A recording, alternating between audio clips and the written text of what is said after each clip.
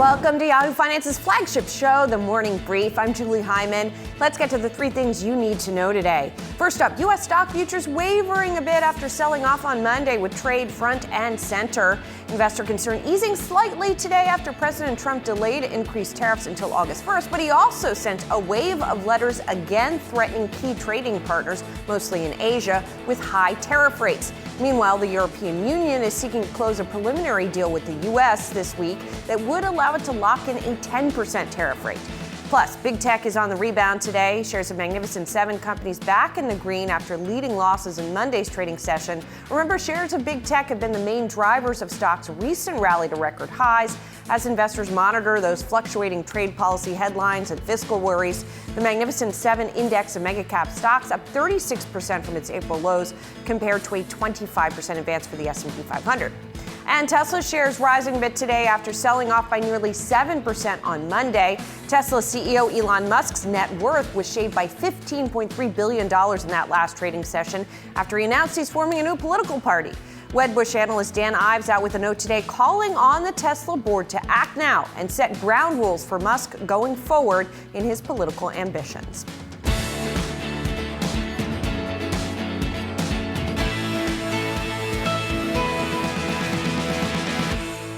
Let's get a check in on stock futures right now. We're seeing a partial rebound, I guess you could call it. Big tech, which led declines yesterday, leading the early gains today. NASDAQ futures pointing to a gain of about 0.25% at the open. S&P futures up a bit, but Dow futures are lower here.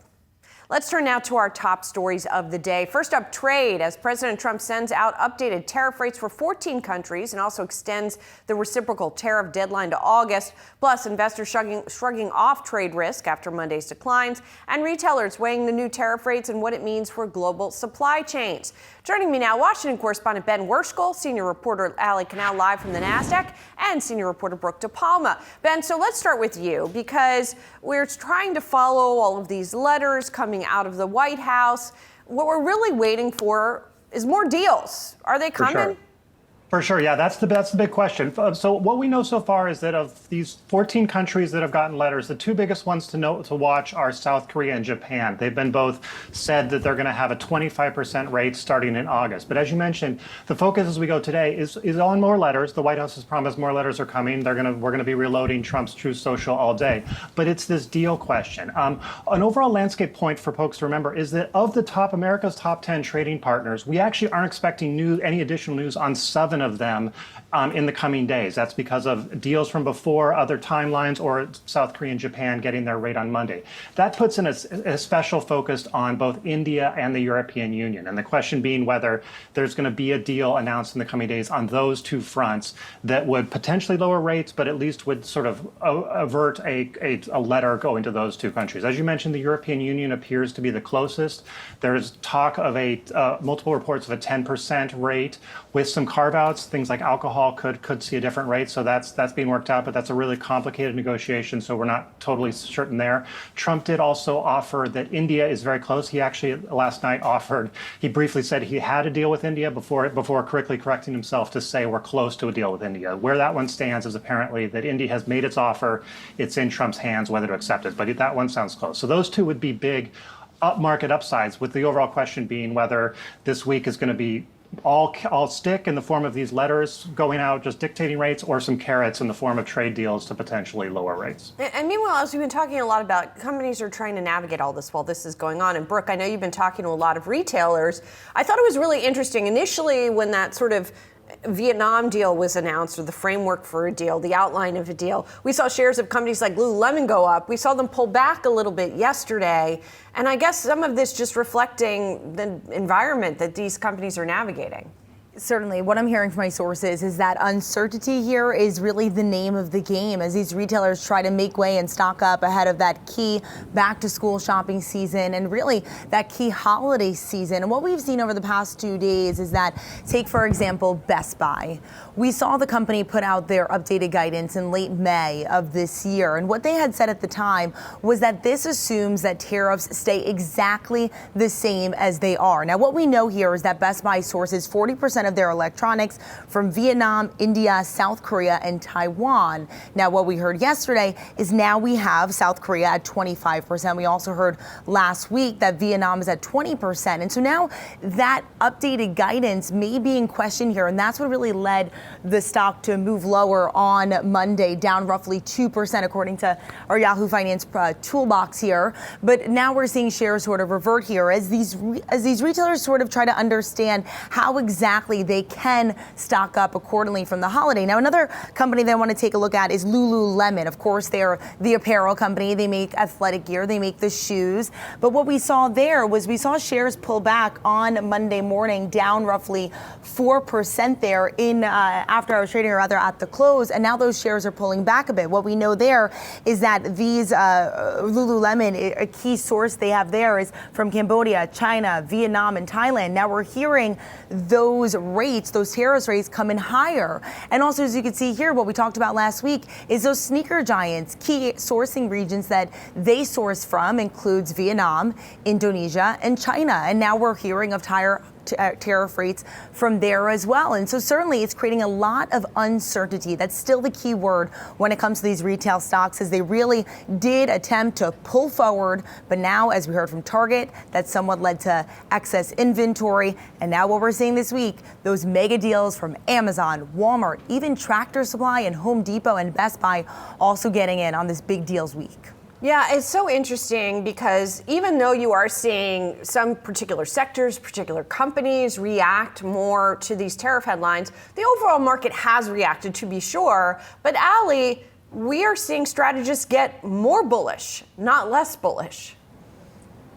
Certainly. Yes, Goldman Sachs was out with a note yesterday increasing their S&P 500 target to 6,600, up from the prior 6,100. Now, Goldman analyst David Kostin, he cited Fed rate cuts, lower bond yields, and investors' willingness to look past near-term earning weakness as catalysts for stocks to move higher there. And then this morning, we heard from Bank of America. They also increased their target to 6,300, up from the prior 5,600. Now, 6,300, that implies only about 1% upside based on where we're at current levels.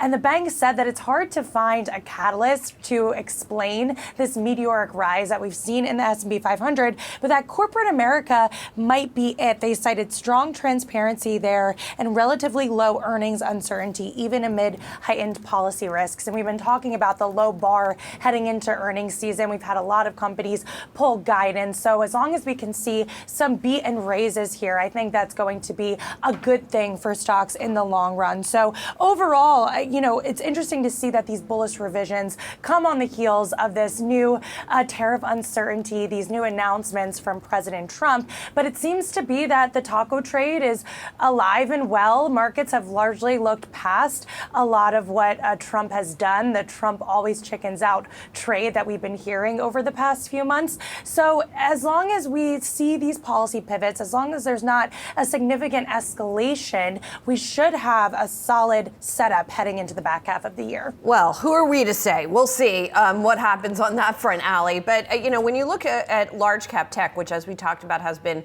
powering the rally from the lows, I was struck by a note that I saw this morning from Stacey Rasgon over at Bernstein. He covers semiconductors, and he said, maybe we need to pay attention to tariffs, for some of these industries again. And he says, overall, it remains hard to determine the impact of these new tariffs, given we have no idea if they will actually go into effect, how long they will be in effect if they're implemented, or any further changes or alterations to policy that might come down the pipe. And so that obviously affects some of those large cap tech companies in particular, semis, et cetera. And yet, to your point, we have not seen that effect on the individual stocks.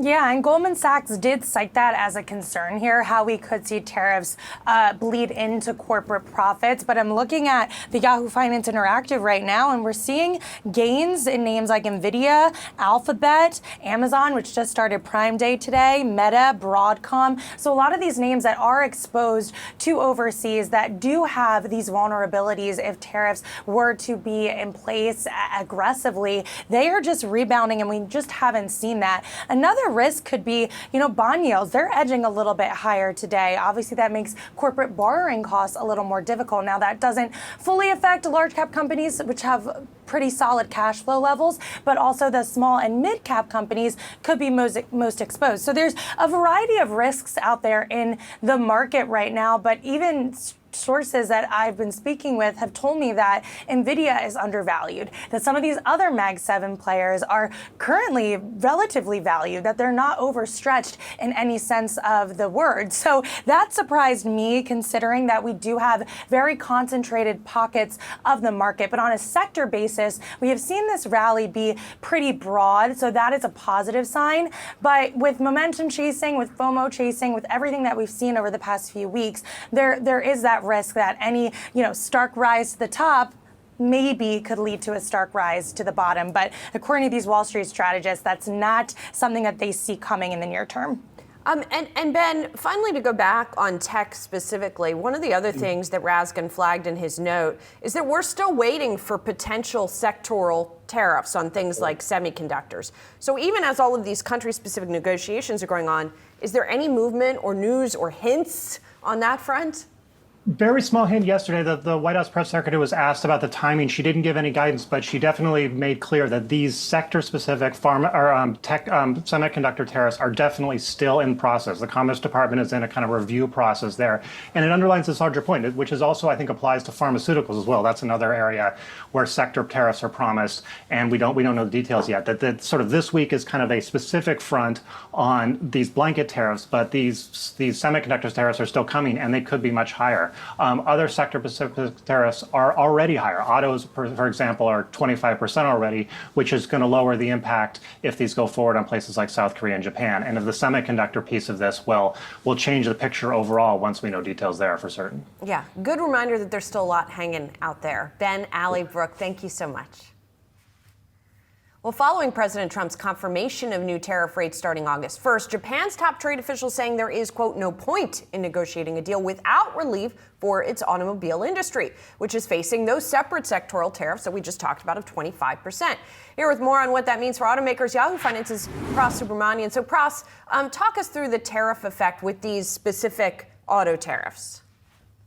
Well, I mean, since March, the countries like Japan and Korea have been paying 25% sector tariffs, right? Or I should say April 2nd. So what the Japanese are saying is essentially that we can make lower tariffs here for across the board reciprocal tariffs and what have you. But if the auto sector tariffs remain, it's a little problem because it's a huge driver for the economy. Same with South Korea.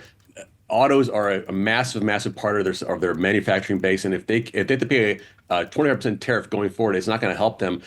What they've been doing is they've been shifting some production to the U.S. and Hyundai in particular opened a new meta plant they call in Georgia, and they're going to start pushing more and more content, localized content there. But the fact of the matter is they can build cheaply in their home countries.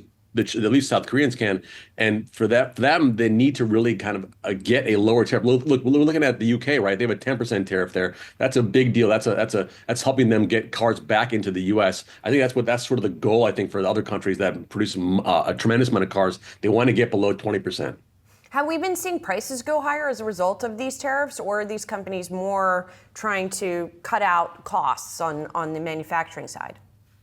I think we've seen prices sort of tamp down with the fact that the companies that imported a lot of cars into the U.S. before the tariffs went into place, they're still eating into that inventory. Toyota's been raising prices here and there at 3-4%. Nothing too crazy, but eventually they're going to have to start hiking prices. They can't eat that entire price hike by themselves. But the problem is that if you pass that on to consumers, then they're going to look elsewhere. Look, we just saw Ford today announce a 0-0-0 plan, meaning 0% interest, 0 down payment, and zero payments for 90 days.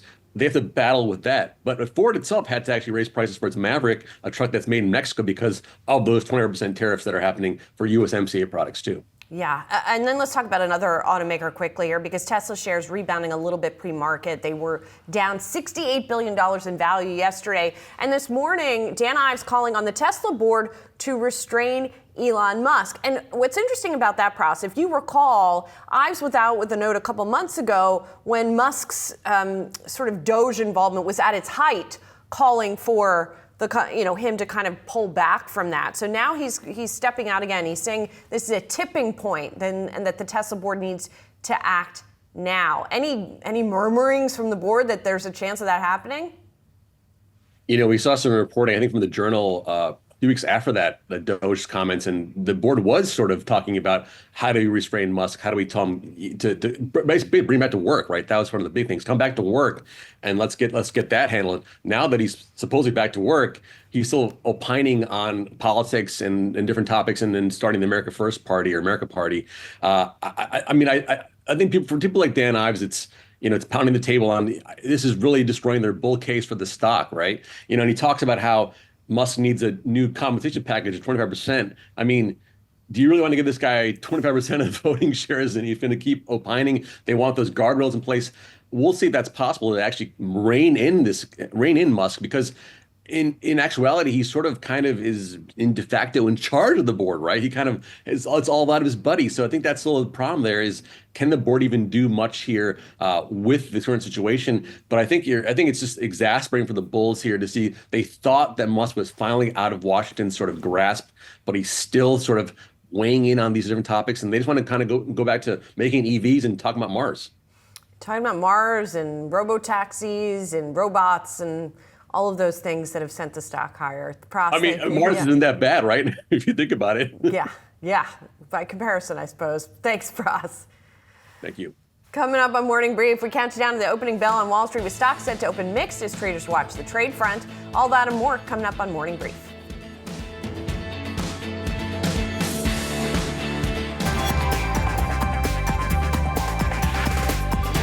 Time for some of today's trending tickers. We're watching Circle, solar stocks, and Samsung. First up, Circle getting a sell equivalent rating from Mizuho. Dan Dolev over there citing the stablecoin issuer's potential downside to consensus revenue for 2027.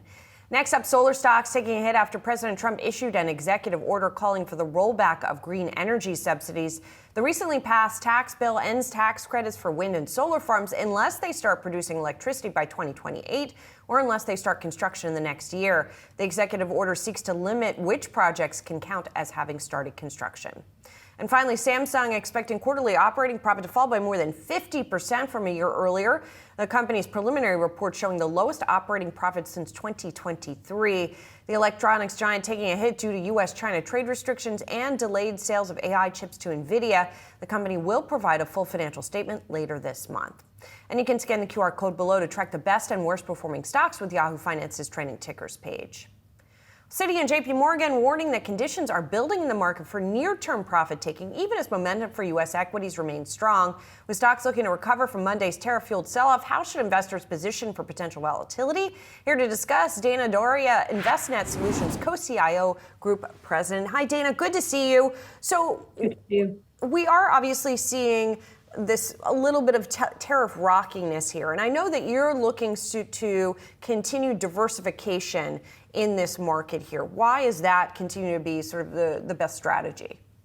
Well, I think we saw actually a prime example of why in June, right? We saw some breadth coming back into the markets. We think the rally that we're seeing probably does have legs to continue to be broader. It's not just the Magnificent Seven that we're seeing make out on this. I mean, look, there obviously is, some choppiness in that picture.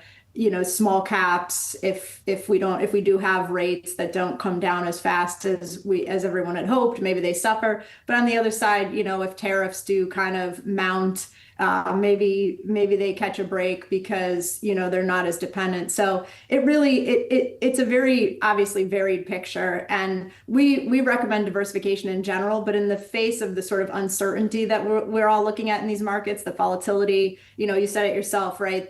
Now tariffs are back in the news, which, by the way, I don't think was a big surprise, right? It was a 90-day pause. It's not surprising at all that, some of the rhetoric is coming back into this because they've got less than a handful of actual agreements made during those 90 days. So none of this is incredibly surprising, but it does inject a lot of uncertainty, and diversification really is kind of the antidote to uncertainty in investment markets. So where do you think the best place to look for that diversification is right now? Yeah, I mean, a lot of portfolios. I mean, we oversee obviously big portfolios that retail investors, right? So retirement type portfolios, what people are living on and expecting to live on in their old age. And the 60-40 remains kind of a standard bearer. But in the last, several years, because of just the predominance of U.S. markets, you've seen a lot of, large cap push into large cap, questioning around, do I need something other than the S&P 500? Do I need to be in small cap stocks?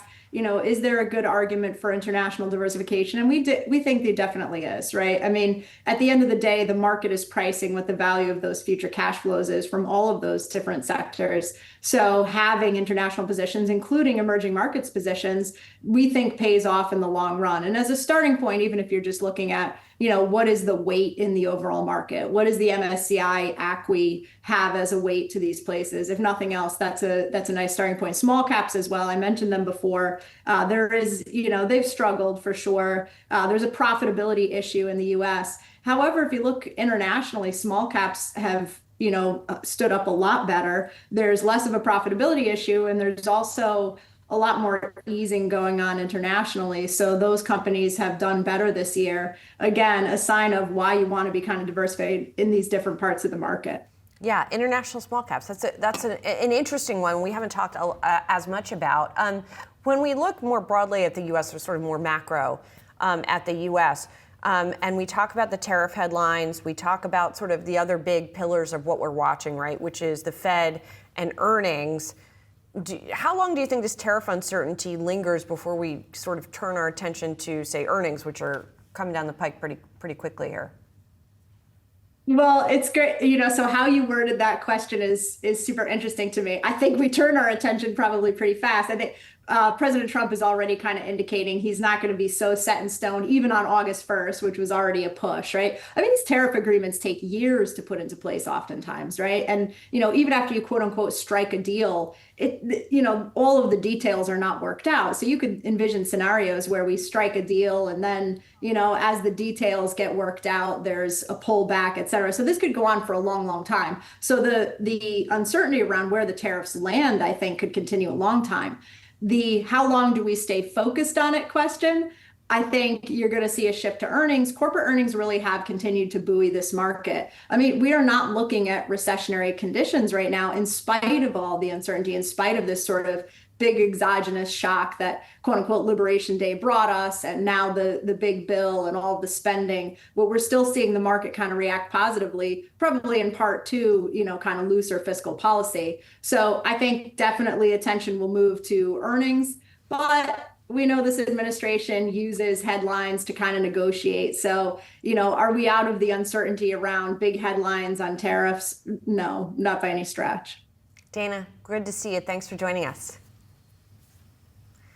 Coming up on Yahoo Finance opening bid, executive editor Brian Sozzi joining us now. So Brian, what is coming up for you today? Hey, what's up, Julie? Well, what's not coming up? Well, of course, we'll dive more into all things tariffs, potential winners and losers from President Trump's renewed trade war with the rest of the world. Also to dive into all things Amazon Prime Day, most notably, why isn't Amazon stock rising in advance of Prime Day?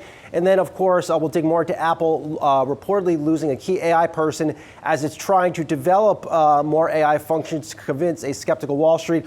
And then last but not least, we'll probably talk some more earnings, Julie. I have a request for you, Brian Sozzi. Yes. Can we stop calling it Amazon Prime Day, please? It's their day. It is not marketing. It's just their thing. Week. It's their thing. Day is not accurate. You can't find Amazon Prime Week on SEO searches, Julie. You got to call it Prime Day. Come on. Well, we don't have to follow what we do. In this case, we do. All right. That does it for Morning Brief. You got Brian Sozzi coming up on Yahoo Finance.